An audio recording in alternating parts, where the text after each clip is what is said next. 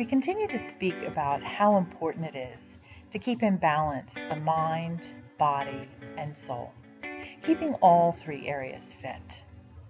We just spoke about the mind and how we have the ability to choose what we fill our heads with.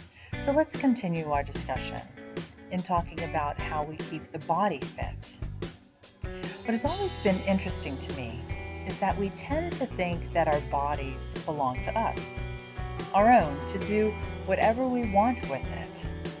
Well, God created the universe. God created us. Now let's be real.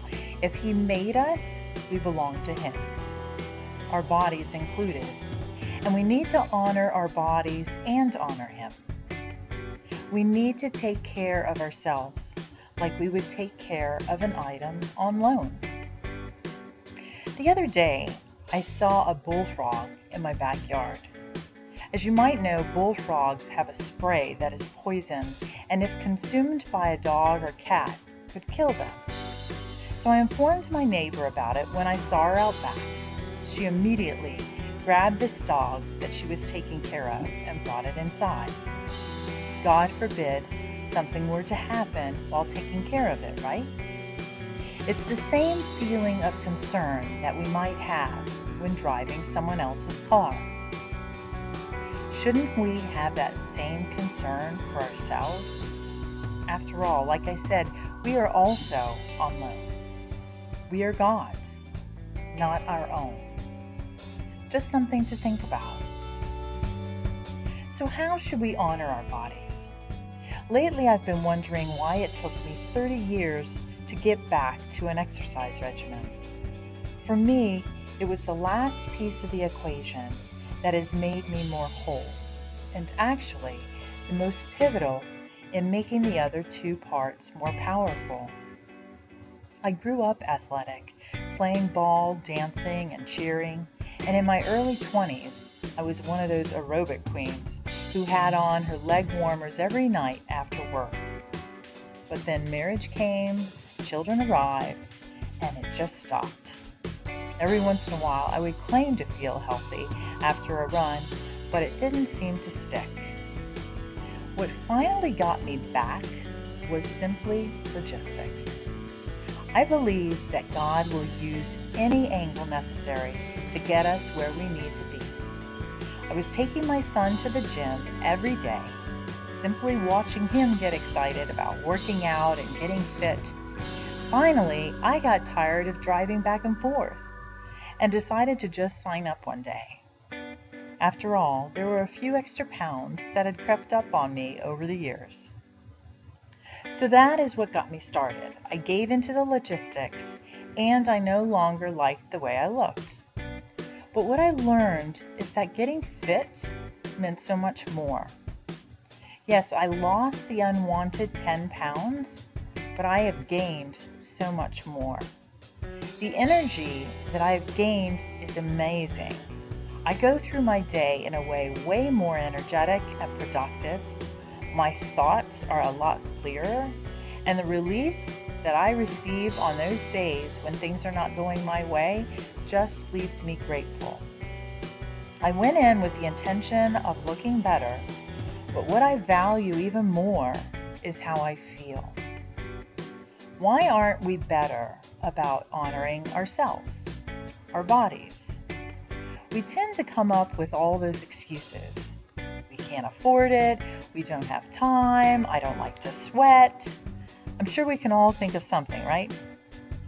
Working out, for me, on a regular basis has been priceless. It now feels like being fit spiritually or filling my mind with all the right stuff wasn't enough until I became fit physically as well.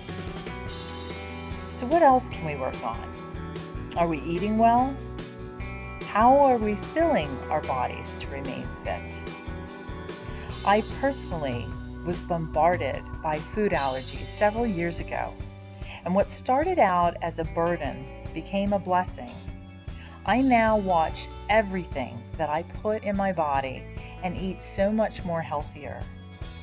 I notice that when I walk through the grocery store, I shop the perimeter of the store. So do you know what that means? So think about it. When you walk the perimeter of the grocery store, you are going to the dairy, produce, and meat section, all the healthier sections, but mostly avoiding all the processed items in the middle. So pay attention to your eating and your shopping habits more closely.